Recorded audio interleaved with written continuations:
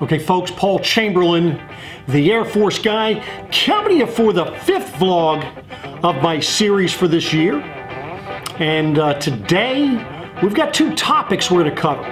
One, we're going to be talking about the different types of toilets that you can utilize in an RV. And second of all, we're going to be talking about warranties for RVs. Because I think there's a lot of misconceptions, and maybe in some particular cases, people kind of maybe exaggerating what their warranty really covers. Now, I will have some links below where you can access some of this information, as well as some other information about me, contact information, website, and so forth. But please give me a thumbs up if you like what I'm discussing here. Comments are always welcomed. And folks, I do realize that sometimes maybe I might misspeak, but what I try to do when I do misspeak is to put little information in the background here or a text message up on the screen to correct maybe what I've misspoken about. And you know, trying to get better, working on that, you know, getting different equipment and so forth to bring you a better quality product. And also working on better information for you. But if there is something in particular, whether it be an RV you'd like me to review, or whether there's a particular topic you'd like me to cover, or if there is a how-to video about a particular system on RVs that you would like me to cover, by all means, you know, shoot me a comment below. You can shoot me an email. Email information is down below. Phone number's down below. But let's get on to what the topics are for today. And by the way, stay tuned because I've got a special shout out at the end of my video today for a very special person. But let's get on to what we're going to cover today. For your toilets that are available on RVs, you know, the typical one that you're going to be utilizing if you are in a travel trailer, fifth wheel motorhome, is you're going to typically have a toilet that will flush into a black tank. From there, of course, you're going to have a place where you can hook a hose up to and you're able to dump it through that area. The other way that you have typically in an RV is what we call a cassette potty, or if you bring along a portable cassette potty. Now, all 3 of these are going to be utilized pretty much the same. You're going to have a holding tank for water. That holding tank will be used for flushing into another holding tank, which will hold everything that you're putting into it. Now, with that said, that means we need to have some type of chemical that we put into the holding tank itself. Now, let's talk about your typical RV toilet, which is going into a black tank. What my recommendations, and by the way, I covered this in another video, and I'm going to be putting some pictures of the different chemicals that I would recommend, or the chemical that I recommend. There are 2 different chemicals that are out there. One is what we call a killer, and that kills bacteria, takes care of odors and so forth. The other is what we call a feeder.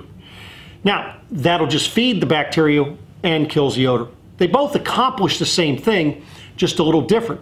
Now, what you have to keep in mind, if you're using a killer, that is poison. You will notice on the bottom of it that it tells you danger. It's a poison. So if you have little ones around, whether they be in the 2-legged or 4-legged version, that could be an issue. So my recommendation is the Pure Power, as you can see, because that is a feeder. Now, it looks more like a blue Kool-Aid. If, in fact, your 2-legged or 4-legged child were to ingest it, you're not going to have that emergency like you would if it was a killer. It is not a poison. And, of course, it's not going to taste good, so less chance of that happening anyway. But I recommend the type that are in the bottles. I don't particularly like the drop-ins. And the reason why I don't like the drop-ins is because, again, children or pets, you know, they like to play with things. So you only need 2 ounces for a 40-gallon tank. So just keep that in mind also. So it's going to be less expensive than the killers if you're using a killer type chemical. Now what you want to do is make sure if you're going to have a cassette potty or the portable potty, you're going to want to put a little bit of water in the container below with the chemical before you use it. And then, of course, after you rinse it out, you're going to go ahead and redo that again. With a black tank, with the regular style RV toilet, what you're going to want to do is what I call is prime the black tank. And that is where you're going to go ahead and push on the pedal or pull on the lever. You're going to have one of those two. And what that is going to do is you're going to fill up your toilet bowl about halfway and empty that into your black tank. You're going to fill it up the same amount a second time, put your chemical in it, dump it in, and then do that a third time. And then you're ready to use your black tank. Now keep in mind that in the event that you empty your tank because you've stayed long, you're staying there for a week and it's filled, once you dump that tank, you need to reprime that tank before you use it again. Now with your black tanks, of course, it's beneficial to rinse the tanks out, whether you're sticking a hose in through the toilet or whether you have a black tank rinse on the outside to rinse it through. It just is a more effective way of doing it. If in fact you do not have a black tank rinse and you don't want to go through the hassles of sticking a hose down and rinsing it out that way, there is a way that you can keep your black tank from getting stinky and from the sensors, if you have the where they're inside the tank getting corroded and so forth, and that is to fill it up about a third of the way with water and put your chemical in it, and that way there, as you leave the campground, as you're going home, it is going to slosh around in that tank. And then when you go back camping again, maybe put a little more chemical in it. You should have enough water in it and you're good to go. If you do that, you will have less issues with your black tank. Cassette potty, let's talk about those.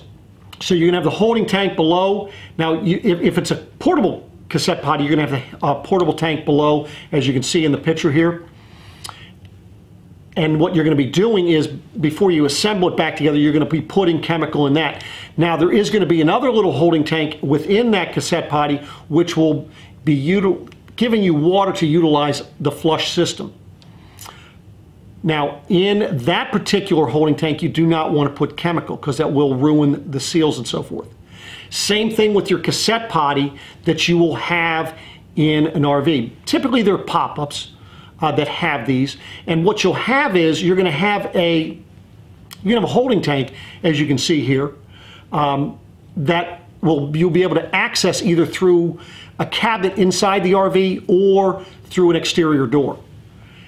And what you have within that area there, of course, you have the tank itself that pulls out, and that's what you're able to go take that over to the dump station, dump it, rinse it out, and be able to put chemical and water back in it before you put it back in. Now, also in that particular area, you're going to notice a little sight glass up along the left side there. And you're also going to have a filler port, that little portion thing pulls out, and you're actually be able to fill the holding tank for your flushable water. Now, typically the sight glass is going to fill up as you fill that tank up. Sometimes it does get air pockets, and so what will happen is you'll be filling the water up and it's going to overflow there, but it's not showing that it's full in the sight glass. Well, it is, folks. It's just that there's an air pocket, so just stop filling and you'll be good to go. So watch that as you fill it up. Now, when you're flushing that toilet, what you're going to notice on the top is you're going to have maybe a couple of dials to either, or push buttons to be either putting water into it for opening and dumping the tank or so forth, or you might have just a push button and it's electric, and then a little lever to go ahead and flush. So that is how a cassette potty works. Now, the third thing that somebody wanted me to cover is what we call the composting toilets. Now, I know they're becoming more and more popular. There's a little work to them. Now, they have the composting toilets as a portable type cassette potty, as you can see here. They also have them where they are actually installed into your RV, and they're going to work through the black tank area. And it'll do the separating of the liquids and solids and so forth. Those particular ones are rather expensive. They'll be able to take your composting material and put that in a bag for disposal, and then the liquids will just drain out like you normally would. The ones that are the portable cassette potties, those will have again, a section where you're going to go ahead and put compost in it. You're actually putting peat moss inside. That is what you're making the composting material from. Do the same thing if it's the RV style. And then you have to go ahead and be able to, it'll have a lever on it, something that you're able to churn that and turn that stuff over. It's just the solids in the portable one. Also in the portable one, what you're going to notice is there's a section where you want to make sure you direct the liquids to, and then there's a separate area that you're going to select for the solids to go to. So make sure you're aware of that when using that. So that is the composting toilet, which are becoming more and more popular.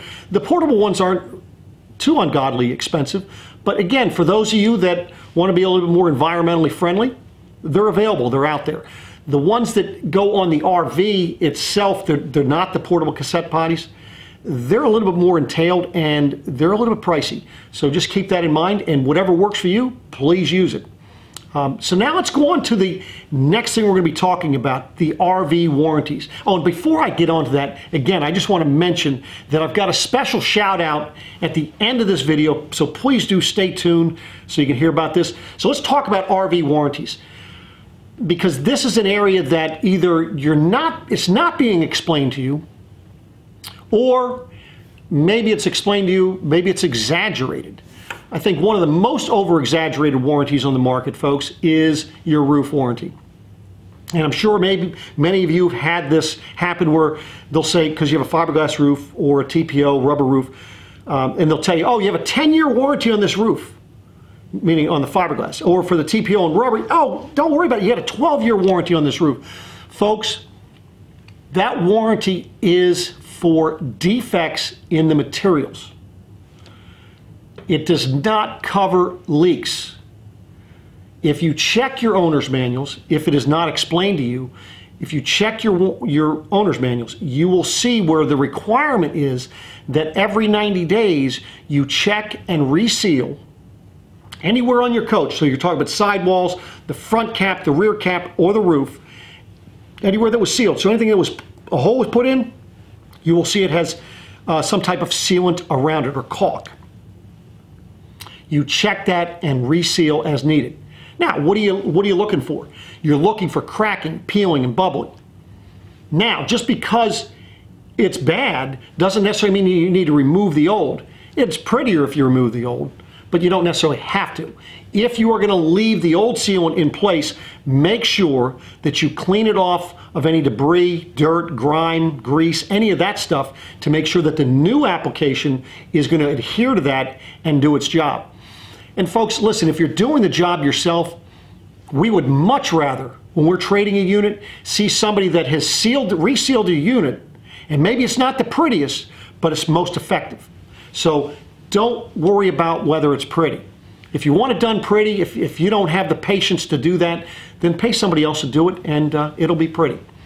Keep in mind also that depending on the material that you have will dictate the type of sealants or caulk that you need to utilize. So make sure you take a look at your owner's manual, or if you have any questions when you're purchasing the caulk or sealants, make sure that you ask an associate at a parts department that you're dealing with, and go to an RV dealer on that, because they actually know what they're talking about, or I would hope they do anyway. I know where I work, they're very knowledgeable. So that is when you're dealing with the roof. Now, so you have, like I say, there's several different warranties you have with your RV. You have the overall warranty, you have the materials, the appliances, you have the structure. So now let's break it down. Your overall warranty. Folks, if you have a salesman that is telling you you have a bumper-to-bumper warranty on a travel trailer or a fifth wheel, or even a pop-up, just run. Folks, those don't have two bumpers. And in some cases, they don't have a bumper at all. So be careful with that. Some people, as I'd mentioned, they over-exaggerate the warranties. So typically, the RV manufacturer is going to give you a 1-year or a 2-year warranty.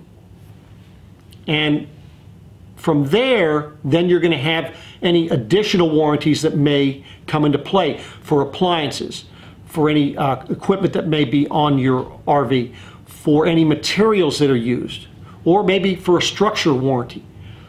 So keep that in mind. Now, the other thing you have to look at, and this pertains to the roof as well, is when you have a multiple year warranty on a particular appliance, material, or whatever, check your owner's manuals to see, okay, what happens after 1 year, 2 years, 3 years, 5 years, because you will notice that after a certain period of time, parts and labor is no longer covered. They were only covering the part. And folks, let's be honest, where is the cost typically associated with replacing a part? And that is in the labor. So keep that in mind when you're looking at this. Now, so what kind of warranties do you have? So you're going to have your, again, I'm going to kind of rehash, you have your overall warranty, which is covering your whole RV. Now keep in mind that particular warranty is not going to cover light bulbs. It's not going to cover tires, brakes, things that, you know, wear out. Those things are not covered. So look at that. Then you're going to have material covers. So you're going to have like the flooring in your coach, your vinyl flooring that they put over top of the wood. That's going to have a separate warranty. That might have a 3 to 5 year, what they call cold cracking type warranty. You're going to have the warranty again, like see your roof, structural warranty, things of that nature. You're also going to have tire warranties sometimes. You'll have roadside assistant warranties that come a lot of times for the first year with your RV. So keep that in mind. And most people on the roadside assistance, most people with their insurance have that included anyway. Now, let me talk about another warranty that is out there. And that is what we call a lifetime warranty. You see some dealers selling you on this as a major benefit. People, it's a lifetime warranty or forever warranty, whatever they want to call it. It's more of an insurance policy. Now, anytime you have an insurance policy, there is going to be a cost associated with that policy. And that cost is associated in the upfront cost of your RV.